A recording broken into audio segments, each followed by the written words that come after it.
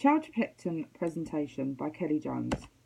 In this presentation, we will be looking into the following: relevant areas of study relating to child protection, relevant legal policy frameworks relating to child protection, and theoretical perspectives. There are many areas of study that are required in child protection. These include legislation, policies and procedures, anti-discriminatory practice, core social work values relating to child protection, theoretical perspective and models that inform practice, personal values, ethics and skills, and recent cases relating to child protection.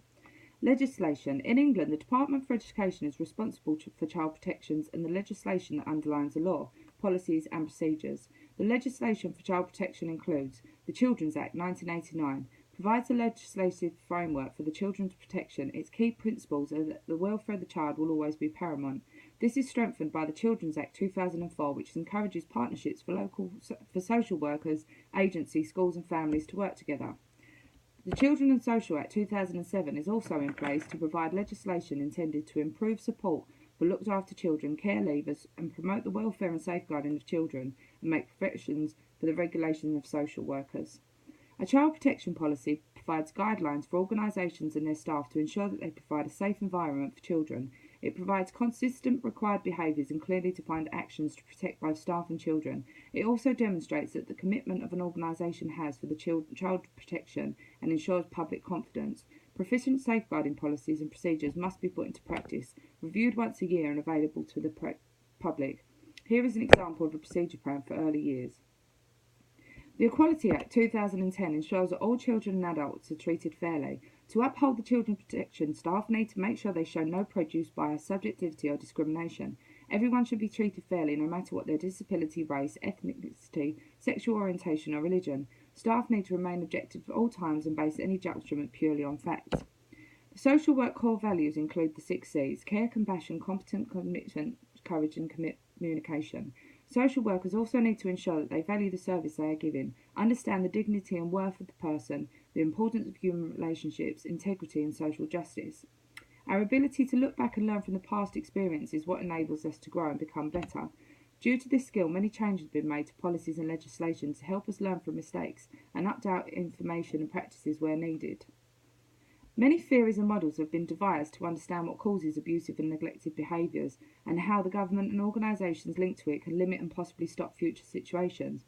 These include the cycle of abuse, attachment theory, and systems models, many more. We will be exploring these later in the presentation.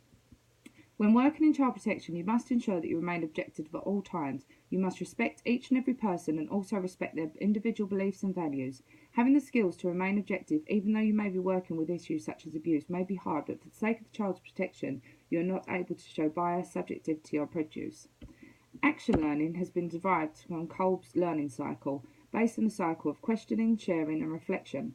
Action learning enables you to devise a group of colleagues whose responsibilities overlap, such as a head teacher, class teachers, safeguarding officers, family liaisons and so forth, and plan weekly meetings to discuss any issues relating to child protection. During this meeting, staff are able to reflect on what has been working or not working, share any ideas and concerns and question the response ideas and procedures. By the end of this meeting, you are able to allocate any actions that needed to the correct individual response. Having this information written down on an action plan, you are able to give the actions a timeline by the next meeting and reflect on any actions taken and questions, and if they have worked or if the individual was unable to complete it and why. Anti-discriminatory practice is at the core of social work values. Social workers will interact with all walks of life, from old to young, all religions, races and sexual orientations, as well as people with a disability. A social worker needs to have a high standing commitment to promoting social justice, as well as a deep respect for all human rights. Their job should be done with confidence, commitment and dignity, whilst also being able to respect, promote and defend people's dignity. There is absolutely no tolerance for discrimination. All practitioners are encouraged to challenge any discriminatory attitudes and behaviour they encounter.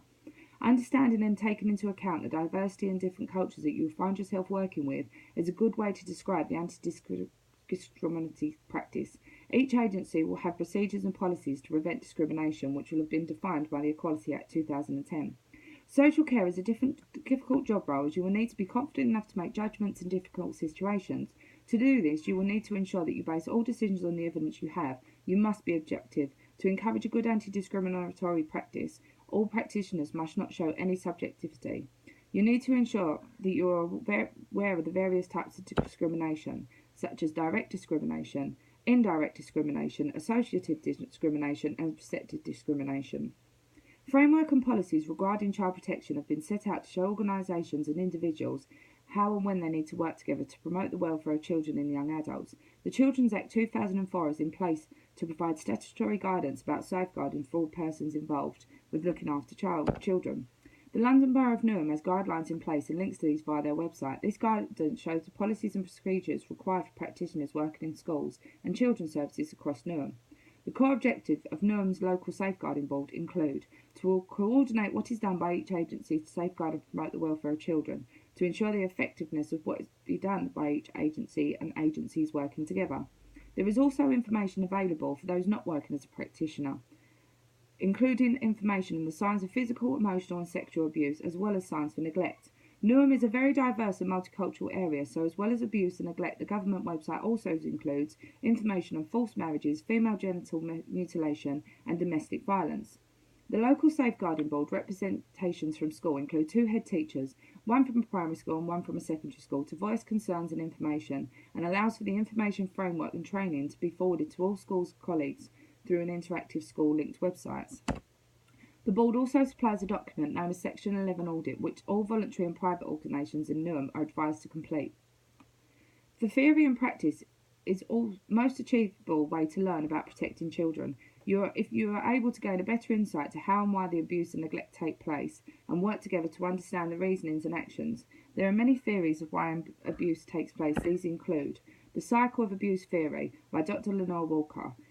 She based this theory on information collected from interviewing 15,000 female survivors of domestic abuse. She realised that although the stories were different, they shared a similar pattern. To relate this to child protection, this pattern of repeated behaviour through generations can occur when children who are victims of neglect or abuse or had witnessed it by their parents or caregivers and have not been helped or taught that this behaviour is not the norm.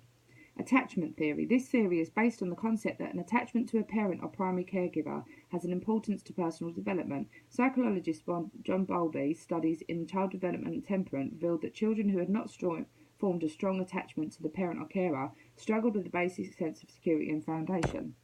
Bandura's social learning model, including Bandura's Bobo doll experiment, showed 2 different groups of children, 2 different scenarios. One group of children watched an adult being violent and angry towards a doll. The other group watched an adult being kind towards the doll. Bandura absorbed the children's behaviour after being left with the doll and noted that most of the children repeated the adult's behaviour towards the doll, giving his social learning theory a deeper understanding of children's ability to mimic behaviour, so in turn agreeing with the cycle of abuse that what they see is what they do.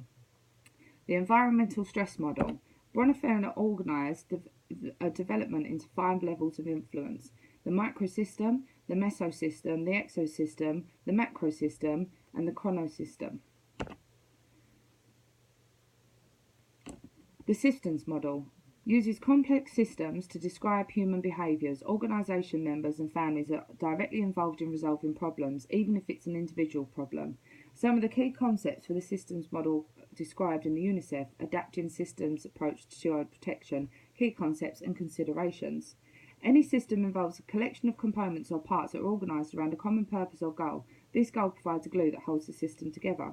All systems reflect a nested structure. In the case of child protection, children are embedded in families or kin which live in communities which exist within a wider social system.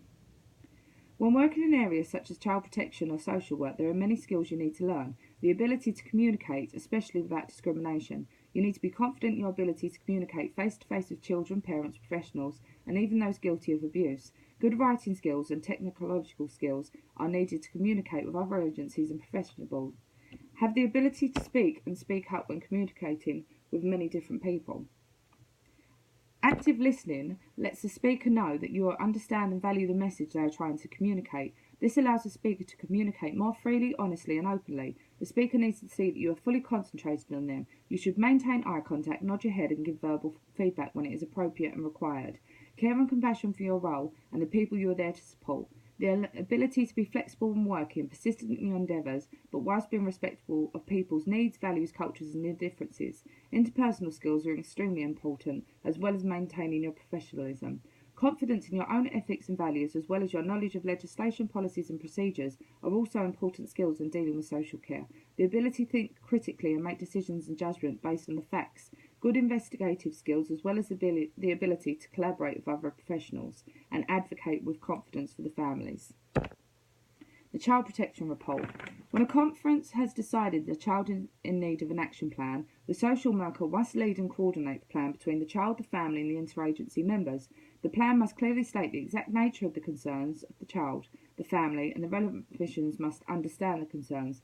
The plan must also clearly set out what needs to be done, which individual or persons are responsible for the action, and a clear date of when the action must be completed by.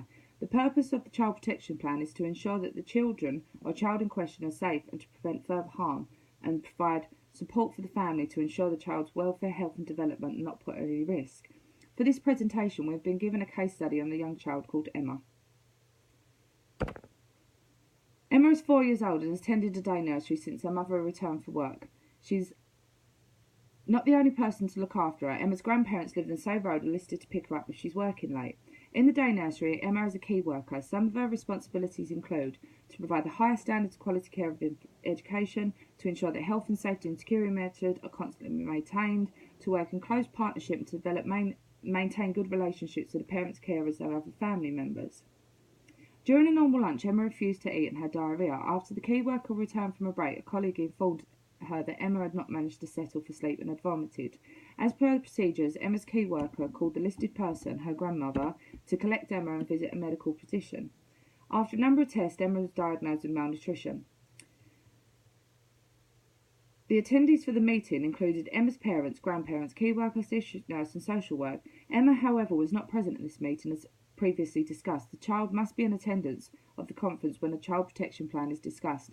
Although Emma is not an older child, in respect to the Child Act 1989 and the Equality Act 2010, the agreement should be explained to the child as a level appropriate for their age and understanding.